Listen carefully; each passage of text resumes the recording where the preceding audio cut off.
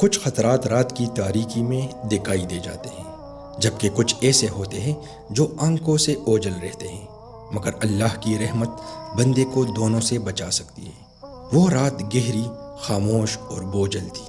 جنگل کے اوپر سیاہی یوں پھیلی ہوئی تھی جیسے اندھیرے نے ہر چیز کو اپنی گرفت میں لے لیا۔ ہوا درختوں کے درمیان سے گزرتی تو اس کی سرسراہٹ اور ایک ٹھنڈی سی وحشت محسوس ہوتی۔ سوکھے پتے دبے قدموں کی طرح ہلتے، کہیں دور سے کسی جانور کی آواز ابھرتی اور پھر خاموشی میں گم ہو جاتی۔ ہر آواز اندھیرے کو اور زیادہ وسیع کر دیتی تھی۔ اسی ویران جنگل کے درمیان ایک کمسن لڑکا زید سنبھل سنبھل کر چل رہا تھا۔ وہ راستہ بھٹک چکا تھا۔ خوف اس کے دل پر آہستہ آہستہ گرفت مضبوط کر رہا تھا اور اس کے خیالات بے ترتیب ہو رہے تھے۔ اس کے ہاتھ میں ایک چھوٹی سی لالٹین تھی، مگر اس کی مدھم روشنی اس گھنے اندھیرے کے مقابلے میں بہت کمزور محسوس ہو رہی تھی۔ درخت اتنے اونچے اور اتنے یکساں دکھائی دیتے تھے کہ ہر راستہ دوسرے جیسا لگتا۔ جتنا وہ آگے بڑھتا اتنا ہی اپنے آپ کو زیادہ گمشدہ محسوس کرتا۔ پھر اچانک خاموشی کو چیرتی ہوئی ایک لمبی تیز آواز جنگل میں گونج اٹھی۔ زید کے قدم جیسے زمین میں جم گئے، دل کی دھڑکن تیز ہو گئی۔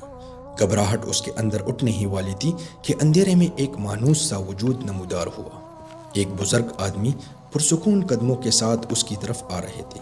وہ چچا کریم تھے، گاؤں کے وہ دانا اور مہربان بزرگ جنہیں دیکھتے ہی زید کے دل میں جیسے سکون کی ایک لہر دوڑ گئی۔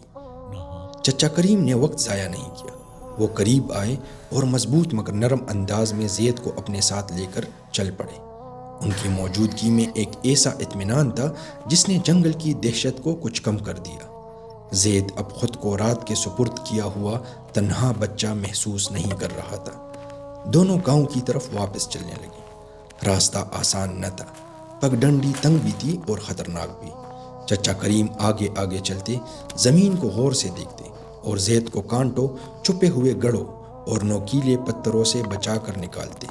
جنگل کی سردی ابھی باقی تھی، اندھیرا بھی ویسا ہی تھا، مگر اب ان کے ساتھ رہنمائی تھی اور یہی چیز سب کچھ بدل رہی تھی۔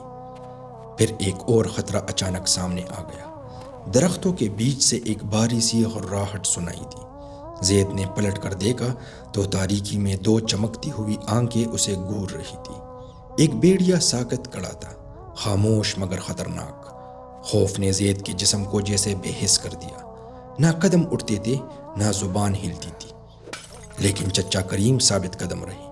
وہ ایک قدم آگے بڑھے، جلتی ہوئی لکڑی بلند کی اور اس درندے کے سامنے اس استقامت سے کھڑے ہو گئے جس میں گھبراہٹ کا کوئی رنگ نہ تھا۔ آگ کی لو اندھیرے میں لرز رہی تھی۔ بھیڑیا چند لمحے تک رکا رہا، فضا میں تناؤ پھیل گیا۔ پھر وہ آہستہ آہستہ پیچھے ہٹا اور درختوں کے سائے میں گم ہو گیا۔ تب جا کر زید نے گہرا سانس لیا، مگر آزمائش ابھی ختم نہ ہوئی تھی۔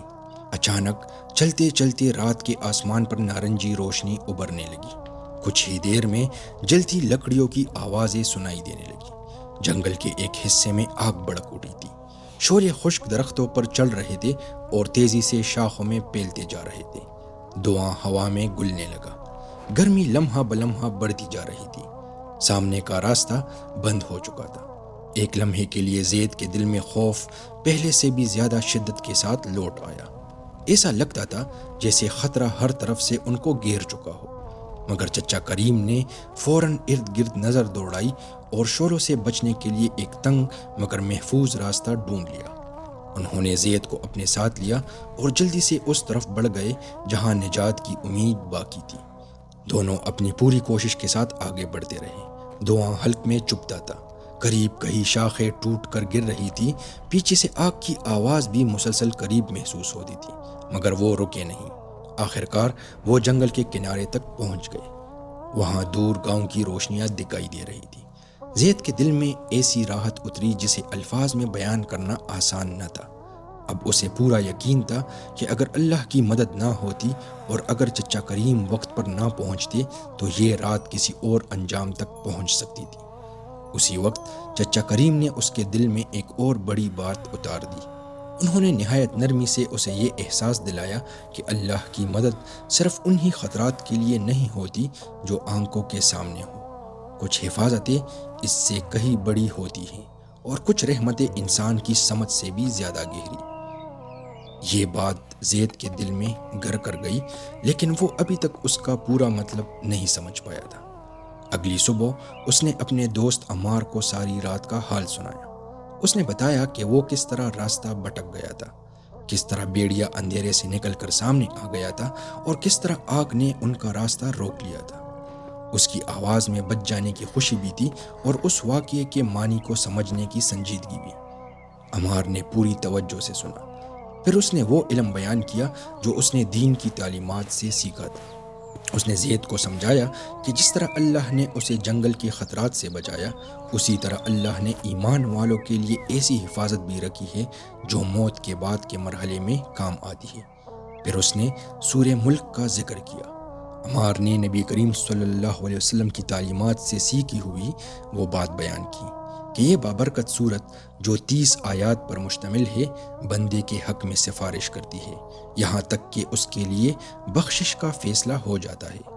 اس نے یہ بھی بتایا کہ رات کے وقت اس کی تلاوت کے ساتھ ایسی حفاظت وابستہ ہے جو اہل ایمان کے لیے تاریکیوں اور تنہائیوں کی راتوں میں ساتھ دے گی۔ زید سنتا رہا اور اسی دوران پچھلی رات کے سارے مناظر اس کے ذہن میں پھر سے زندہ ہونے لگے۔ اسے اندھیرا یاد آیا، اسے اپنا خوف یاد آیا، اسے بیڑیے کی آنکھیں یاد آئی، اسے آگ کے شعلے یاد آئے، اور سب سے بڑھ کر اسے وہ لمحہ یاد آیا جب مدد پہنچی اور حفاظت نصیب ہوئی۔ اب بات اس کے دل پر پوری طرح واضح ہو چکی تھی۔ جس طرح وہ جنگل کے خطرات سے بچا لیا گیا تھا، اسی طرح سورہ ملک بھی اللہ کے حکم سے ایک ایسی حفاظت کا ذریعہ ہے جو اس سے کہیں بڑے خطرے سے بچاتی ہے، یعنی قبر کے عذاب سے۔ یہ احساس اس کے دل میں گہرائی تک اتر گیا۔ اسی دن سے زید نے ایک سچا ارادہ کر لیا، وہ رات کو سونے سے پہلے اللہ کے کلام کی طرف ضرور رجوع کرے گا۔ وہ سورہ ملک کی تلاوت کیا کرے گا اور اپنے رب کی رحمت اور حفاظت پر بھروسہ رکھے گا۔ چنانچہ اس رات جب سونے کا وقت آیا، زید نے اپنا مصحف کھولا اور آہستہ آہستہ تلاوت شروع کر دی۔ کمرہ خاموش تھا، اس کی آواز نرم تھی اور اس کا دل سکون میں تھا، کیونکہ جو ذات دنیا کی تاریکیوں میں حفاظت کرتی ہے، وہی آخرت کی تاریکیوں میں بھی اپنے بندے کی نگہبان ہے۔ جنگل کی وہ رات زید کو ایک ایسا سبق دے گئی جسے وہ کبھی نہیں بھول سکا۔ کچھ خطرات جسم کو تھوڑی دیر کے لیے ڈراتے ہیں، مگر کچھ خطرات انسان کی روح سے جڑے ہوتے ہیں اور ان کا اثر بہت گہرا ہوتا ہے۔ اللہ اپنی رحمت سے اپنے بندوں کے لیے دونوں طرح کی حفاظت کے اسباب پیدا فرماتا ہے۔ انہی قیمتی حفاظتوں میں سے ایک سورہ ملک بھی ہے، جو مومن کے لیے دنیا میں روشنی اور مرنے کے بعد ایک ڈال بن سکتی ہے۔